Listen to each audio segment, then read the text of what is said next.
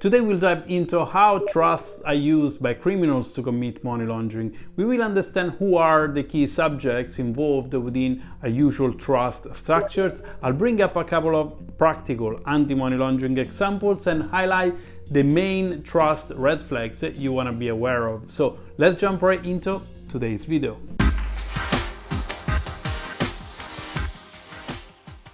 Hi and welcome to FinCrime Agent, my YouTube channel, where every week I publish a new video to boost your awareness about AML and financial crime prevention. Money launderers like trust quite a lot because of how private they are. Rules about privacy and anonymity help hide who the real owner or beneficiary of trust assets really is. Also, the use of a corporate trustee, which is quite common, gives the impression that the trust is real. So before exploring some anti-money laundering example through the use of trust, let's quickly recap on what is a trust so we can also make some clarity about the key roles and responsibility within this type of legal structure. A trust is like a locked box that holds valuable things for the benefit of someone else. There are three main roles you should be aware of about trusts. Those are the settlor, the trustees, and the beneficiaries. The settlor. This is the person who set up the trust and gives assets to it. Usually most settlers are single people or couples. The trustees. The people who run and watch over the trust are called trustees. Anyone who is 18 or older and has full mental capacity can be a trustee. Often the person who set up the trust, the settlor, will also be a trustee in order to keep some control over it. Then you have the trust beneficiary or beneficiaries, who are in essence those benefiting from the arrangement of the trust. For example, they can get money from the trust or having rights that allows beneficiaries to use a boat, drive a car, or access a property that is belonging to that trust.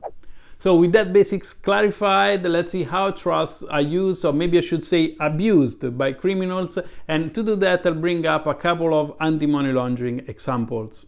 One of the most common way is the use of trust for layering purposes. To do that, our money launderer, who we are going to call Mr. Smith, will need to create a business trust by appointing a corporate trustee and writing a deed of trust that appoints a company that we will call Smith Trading Limited as a beneficiary.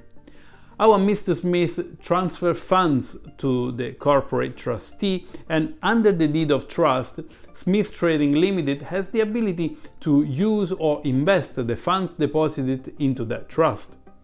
From this anti-money laundering example that we've just covered, you can see that trust can act as a layering tool by money launderers, since they enable the creation of paper trails and transactions that would make it hard for law enforcement and gatekeepers to follow the money.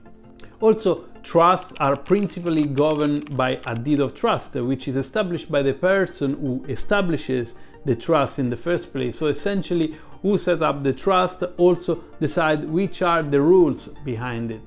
This may sound a bit like a complex way to launder money, and in reality, yes, trusts are more complex to use than corporations, but being less regulated, they are also less controlled by governments. So here is another reason why criminals are often keen to hide assets behind trusts. And if this was not enough to raise your eyebrows, keep in mind that offshore trusts may also have something that is called the flee clause. This clause lets trustees change the controlling jurisdictions of the trust if it is in danger because of a number of reasons, and those can include war, political chaos, or more probably the actions of law enforcement officers or contentious investors. Let's now go into a practical anti-money laundering example through the use of trust. Let's say a telecommunication company pays a bribe to a member of a ruling family to influence his decision to award a contract for the delivery of a fiber optical cable network.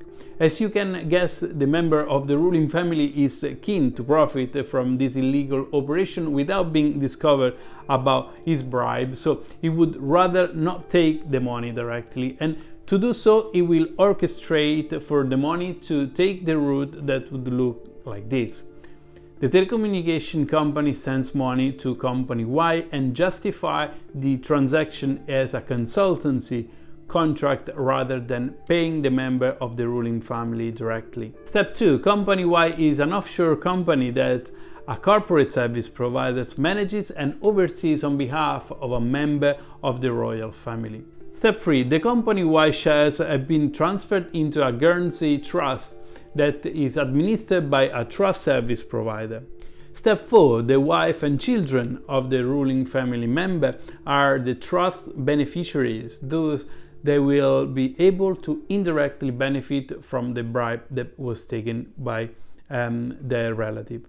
So, as you can see from this example, money laundering activities through trusts can be quite hard to identify, and I hope this anti-money laundering example was clear enough to highlight that. However, there are still important signs that financial institutions can watch out for, so I lastly would like to close this video with some of the main red flags you should be aware of when dealing with trusts.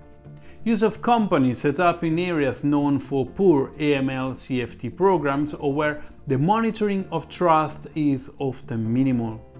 Payments of consulting fees to offshore corporations potentially acting as shell companies.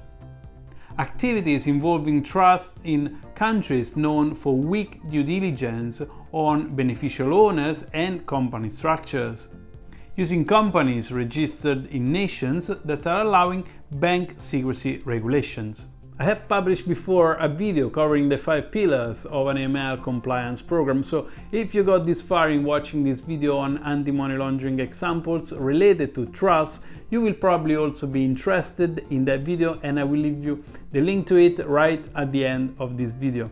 And if you're finding valuable my content, press the thumb up and leave me a comment on this video. Check out also my Patreon page if you're keen to get a copy of my PowerPoint presentations. And lastly, thank you for watching. I hope you have enjoyed today's video, and until next time, see you soon.